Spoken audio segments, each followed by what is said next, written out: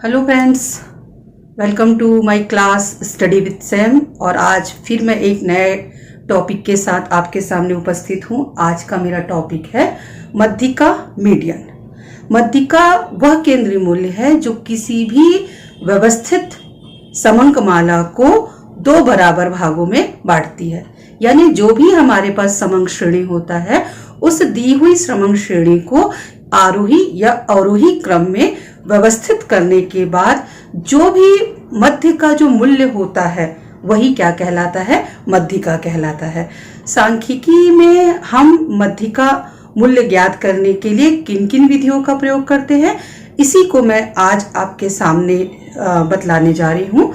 और इसके लिए हम देखते हैं कि किन सूत्रों के द्वारा हम मध्यिका ज्ञात करते हैं। मध्यिका ज्ञात करने के लिए मैं फिर से वही बातें कहूंगी कि जब हमारे पास जो भी समंक श्रेणी है वह सतत रूप में दिया हुआ हो, यानी खंडित में और सतत हो, तो उस तरह के दिए गए समंकों को किस विधि के द्वारा मध्यिका ज्ञात किया जाता है। तो आइए ज्यादा देर न करते हुए, यहाँ पर एक प्रश्न मेरे पास मौजूद है कि निम्नलिखित 7 श्रमिकों की मजदूरी का हमको क्या करना है, मध्यिका ज्ञात करना है। तो आइए हम देखते हैं कैसे इसकी मध्यिका ज्ञात करते हैं। मजदूरी जो है वो रुपए में दिया हुआ है, 45, 20, 34, 25, 30, 38 और 36। तो जैसे कि मैंने आपको बताया कि सबसे पहले दी हुई समंक श्रेणी को हम आरोही या अवरोही क्रम में इसको व्यवस्थित करते हैं। तो आइए देखिए इसको हम कैसे व्यवस्थित करते हैं। यहाँ पर मैंने लिखा है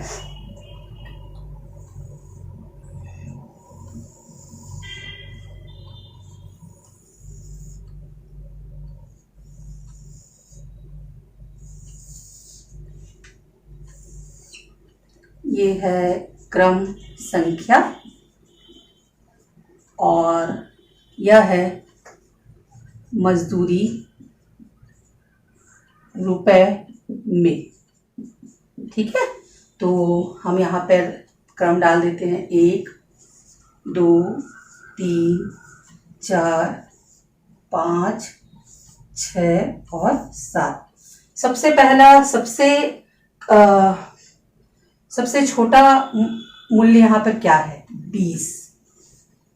उसके बाद है 25, 25 के बाद है 30, 30 के बाद है 34, 34 के बाद है 36, जी हाँ, और 36 के बाद है 38, जी हाँ, और 38 के बाद अंतिम जो मूल्य यहाँ पर दिया गया है वह है 45। ठीक है, तो हम एक बार गिन लेते हैं, 1, 2, 3, 4, 5, 6, 7। यहाँ पर भी देखिए 7। तो यहाँ पर हम कहते हैं n बराबर कितना है, 7। यानी यह जो संख्या है वो कैसा है, विषम है। तो जब विषम संख्या में हमारे पास पद मान प्राप्त होगा तो हम क्या करेंगे, तो ये हम सूत्र के अनुसार हम इसको जमाते हैं। जैसे कि मध्यिका बराबर n+1/2 वे पद का मान, जी ठीक है। अब यहां पर हम देखते हैं m बराबर n कितना है, 7 + 1/2। 7 और 1 8/2। अब हम इसको कैंसिल करते हैं, 2 एकम 2, 2 चौक 8। तो यहाँ पर जो मध्यिका है वो कितना होगा, 4। ठीक है, तो अब हम देखते हैं चौथा पद कौन सा है श्रेणी में, इस समंक श्रेणी में चौथा पद कौन सा है ये हम देखते हैं। तो 1, 2, 3, 4। ठीक है, तो यहाँ पर हम इसका आशय यह है कि मध्यिका मूल्य क्या होगा, 34 होगा। तो ये जब हमारे पास संख्या जो है वो कैसे है, विषम हो, तो हम इस तरह के सूत्र का प्रयोग करेंगे।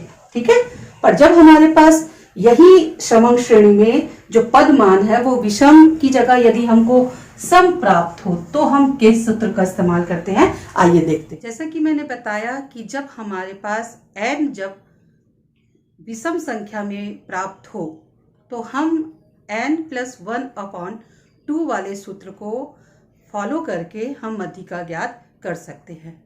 पर जब हमारे पास n अगर सम संख्या में प्राप्त हो, सम संख्या का आशय जो 2 से डिवाइड हो सके, जैसे कि 4, 4, 6, 8, 10, 12, 14, ये संख्या यदि हमको n के रूप में प्राप्त होती है तो ऐसे समय में हम मध्यिका मूल्य कैसे ज्ञात करते हैं। तो आइए हम देखते हैं। मेरे पास एक प्रश्न दिया हुआ है कि एक कक्षा में जो है 1 से लेकर के 10 रोल नंबर के विद्यार्थी हैं और इनको जो प्राप्त अंक है उनका यहाँ पे हमको मध्यिका मूल्य क्या करना है, ज्ञात करना है। तो जैसा मैंने बताया कि हम मध्यिका ज्ञात करने के लिए सबसे पहले जो भी हमारे पास पद क्रम दिया हुआ है, समंग श्रेणी दी हुई है, उसको हम आरोही या अवरोही क्रम में क्या कर लेते हैं, व्यवस्थित कर लेते हैं। तो सबसे पहले यहाँ पर देखिए, मैंने यहाँ पर एक चार्ट बनाया हुआ है, एक आरेख बनाया हुआ है और उसमें मैं आप लोगों को देखिए मैंने अनुक्रमांक 1 से लेकर के 10 तक क्या कर दिया है, लिख दिया है। अब हम देखते हैं, अब हम इसको जमा लेते हैं आरोही क्रम में। तो सबसे न्यूनतम अंक है यहाँ पर कौन सा है जिससे हम पहले लिखेंगे, वो है 10। 10 के बाद दूसरा जो अंक है वो है 14, उसके बाद है 15, यहाँ पर 1 अगेन फिर से 15 का अंक है तो हम फिर से 15 लिख देते हैं और उसके बाद है 19, 19 के बाद है 25, 25 के बाद है 30, 30 के बाद 35, 35 के बाद है 40 और 40 के बाद सबसे अंतिम जो अंक है वह है 41। ठीक है, तो यहाँ पर n का पद कितना है, यहाँ पर n बराबर है 10, यानी ये हमारे पास जो n का मान है वो किसमें प्राप्त हुआ है, सम संख्या के रूप में प्राप्त हुआ। तो आइए हम देखते हैं कि इसके लिए कौन से सूत्र को लागू करके हम मध्यिका ज्ञात करेंगे। तो जैसा कि यहाँ पर m बराबर n+1/2, n कितना है, n का मान 10 + 1/2, m बराबर 10 + 1 11 और 11/2, अब हम इसको कैंसिल करते हैं, 2 1 और ये 5.5, यानी यह जो संख्या है n वो 2 से डिवाइड नहीं हो रही है, इसलिए यहाँ पर स्पष्ट रूप से हम मध्यिका मूल्य ज्ञात नहीं कर पा रहे हैं। तो अब हम अगला सूत्र इसमें जो लागू करते वो है इसका मान, पद का मान, यानी 5 + 6/2, यानी हमने जो यहाँ पर समंग श्रेणी को व्यवस्थित किया है उसमें 5वां पद कौन सा है, 1 2 3 4 5, 5वां पद क्या है, ये है 19 और 6वां पद जो है वह है 25। तो अब हम इसको सूत्र में रखते हैं। 5वां जो पद है वो 19 है और 6वां जो पद है वो है 25, 19 + 25/2। अब क्या है, इसको हम जोड़ते हैं तो कितना प्राप्त होता है, 44/2। इसको अब हम कैंसिल करते हैं, डिवाइड करते हैं, 2 1 2, ओके। तो यहाँ पर कितना आया, 22। तो हम यहाँ पर हमारा जो मध्यिका मूल्य है वह कितना होगा, मध्यिका बराबर 22। तो इस तरह से जब हमारे पास n का जो मान है यदि वो सम संख्या में प्राप्त हो तो इस सूत्र का प्रयोग करके हम क्या करेंगे, मध्य का मूल्य ज्ञात करेंगे। इसके बाद हम देखते हैं कि जब हमारे पास समंक श्रेणी सतत रूप में हो, सतत श्रेणी में हो, तब हम कैसे मध्य का ज्ञात करते हैं। आइए हम देखते हैं कि जब हमारे पास समंक श्रेणी जब सतत रूप में मौजूद हो तब हम मध्य का कैसे ज्ञात करेंगे, किन सूत्र का प्रयोग हम यहाँ पे करेंगे। तो यहाँ पर मेरे पास एक प्रश्न है जिसमें मजदूरी रुपए में दिया हुआ है, 0 से लेके 10, 10 से 20, 20 से 30, 30 से 40 और 40 से 50। यानी ये जो आंकड़े हैं, ये जो समंक श्रेणी है वो कैसे हैं, सतत रूप में है। ठीक है, तो अब हम इसको कैसे हम इसमें मध्य का ज्ञात करते हैं। तो देखिएगा, श्रमिकों की संख्या 6, 12, 14, 15 और 7 है। तो यहाँ पर एक हम क्या बना लेंगे, तालिका बना लेंगे और तालिका में हम देखिए इसको कैसे व्यवस्थित करेंगे। पहला जो खंड है उसमें हम मजदूरी को लिखते हैं, 0 से 10, 10 से 20, 20 से 30, 30 से 40 और 40 से 50। दूसरा जो खंड है उसमें हम श्रमिकों की संख्या को लिखते चले जाएंगे। तो 0 से 10 रुपए प्राप्त करने वालों की संख्या 6 है, 10 से 20 की 12 है और 20 से 30 की 14 है और 30 से 40 की 15 है और 40 से 50 प्राप्त करने वालों की संख्या कितनी है, 7 है। अब यहाँ पर हमने श्रमिकों की संख्या लिख दी, इसको हमने अपने खंडों में पद क्रमों को क्या कर लिया, अरेंज कर लिया, व्यवस्थित कर लिया। अब हम क्या करेंगे, इसकी आवृत्ति, संचयी आवृत्ति निकालेंगे। तो इसके लिए क्या करेंगे कि सबसे पहला जो अंक है उसको वैसे के वैसे ही उतार देंगे और दूसरा जो है वो अब हम 6 और 12 को आपस में जोड़ते चले जाएंगे। तो उससे हमको क्या मिल जाएगी, इसकी संचयी आवृत्ति प्राप्त हो जाएगी। तो हम देखते हैं 6 से 6 और 12 को जोड़ कितना मिलेगा, 6 2 8 18। अब हम 14 और किसको जोड़ देते हैं, 14 से हम किसको जोड़ देंगे, 18 को जोड़ देते हैं। ठीक है, 14 प्लस 18 कितना हुआ, 8 2 10 तो 12 का 2 32।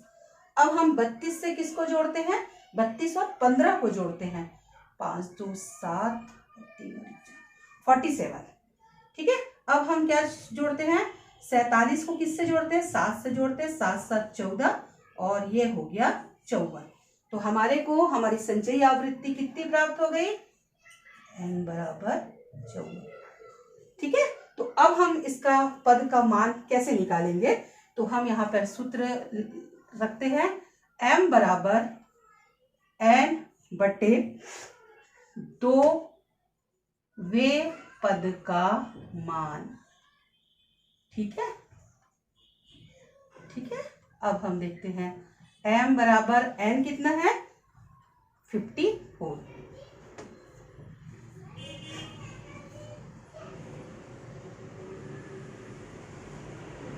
n कितना है, 54/2।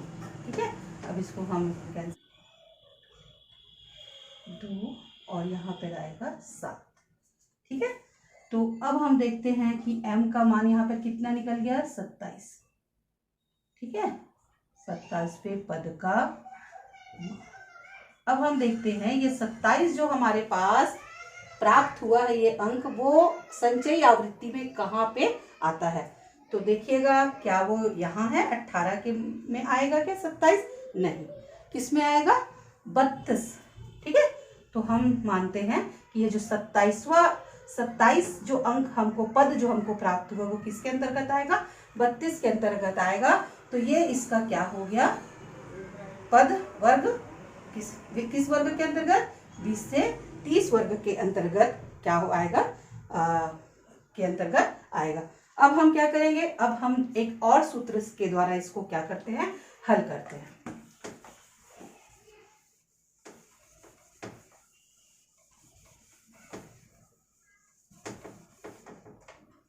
यहाँ पर अगला जो है वो है m बराबर L1 plus L2 minus L1 upon F m minus C. ठीक है, तो यहाँ पर m, l क्या है? l जो है इस वर्ग की जो निम्नतम जो सीमा है, ठीक है, इस वर्ग की जो निम्नतम जो सीमा है वो क्या होगा? L1 होगा। तो यहाँ की निम्नतम सीमा कौन सा वर्गांतर है? 20 से 30, इसकी निम्नतम सीमा क्या है? 20। तो यहाँ पर होगा 20 प्लस L2 क्या है? इस वर्गांतर की उच्चतम सीमा यानी 30 माइनस फिर L1 यानी 20। आवृत्ति किसकी, इसकी फ्रीक्वेंसी कितनी है? 20 और 30 के का जो वर्गांतर है, वर्गांतर की आवृत्ति कितनी है? 14। तो यहाँ पर क्या आएगा? F कितना आ जाएगा? 14। अब आता है ये M। तो ये जो M है, M का आशय क्या है कि जो भी ये जो आवृत्ति है, यानी ये जो इसकी जो आवृत्ति है, उस आवृत्ति के क्या है? M जो है वह जो है उस n/2 से जो हमने प्राप्त किया था, कौन सा अंक प्राप्त किया गया था? n/2 से हमने 27 पर प्राप्त किया था। मैंने यहाँ पर अभी सॉरी इसको मिटा दिया है, इरेज कर दिया, नहीं तो वो जो पद हमारे को प्राप्त हुआ था m। ठीक है, तो n/2 के मान जो हमको प्राप्त हुआ था वो कितना है? 27 है। और c जो है, जो भी है इसके प्राप्त जो है उसके पहले वर्ग की आवृत्ति, यानी ये जो पद मान था, ठीक है, 32 किसके अंतर्गत आया था? सॉरी 27 किसके अंतर्गत आया था? 32 के पहले वर्ग की जो आवृत्ति वो कितनी है? 18 है। तो यहाँ पर c का मान कितना हो जाएगा? 18। अब हम इसको क्या कर लेते हैं? हल कर लेते हैं। m बराबर 20, 30 और 20 माइनस कितना हो गया? 10, 14। ठीक है, और यहाँ पर ये हो गया 27 में से 18 गया तो वो होगा 9।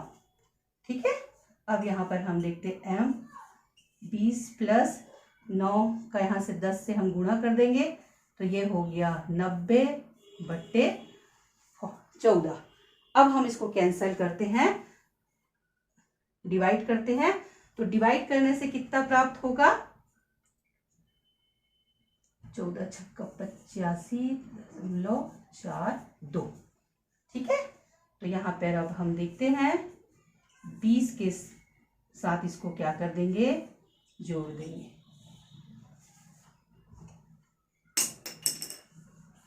ठीक है, तो m बराबर 26.42 इसका क्या कहलाएगा? मध्यिका मूल्य कहलाएगा। ठीक है, तो इस प्रकार से जब हमारे पास जो समंग श्रेणी है वो सतत रूप में मौजूद हो तो हम इस सूत्र का प्रयोग करके हम मध्यिका मूल्य ज्ञात कर सकते हैं। L1 plus L2 minus L1 upon F कोष्टक में m माइनस सी। ठीक है, तो मैंने आप लोग को बताया था L1 जो है उस वर्गांतर की निम्नतम सीमा, L2 उच्चतम सीमा, फ्रीक्वेंसी यानी आवृत्ति जो है वो 14 है, और m मैंने बताया था n/2 के पद का जो मान है वो m कहलाता है ना, 27। और जो c है, c का आशय होता है उस 27 के जो पद मान है जहां पर वो दिखलाई देता है उसके पहले वर्ग की आवृत्ति को रख करके हम इस तरह से इसको क्या करते हैं? हल करते हैं। तो ये है कि बड़े ही आसान तरीके से कैसे हम मध्यिका मूल्य ज्ञात कर सकते हैं। मैंने आप लोगों को वो सभी तरीके बतलाए कि जब हमारे पास n का मान सम संख्या में प्राप्त हो, जब हमको n का मान विषम संख्या में प्राप्त हो, और जब हमारी पद श्रेणी या समंग श्रेणी जब सतत रूप में हो तो किस सूत्र का प्रयोग करके हम मध्यिका मूल्य ज्ञात कर सकते हैं। धन्यवाद।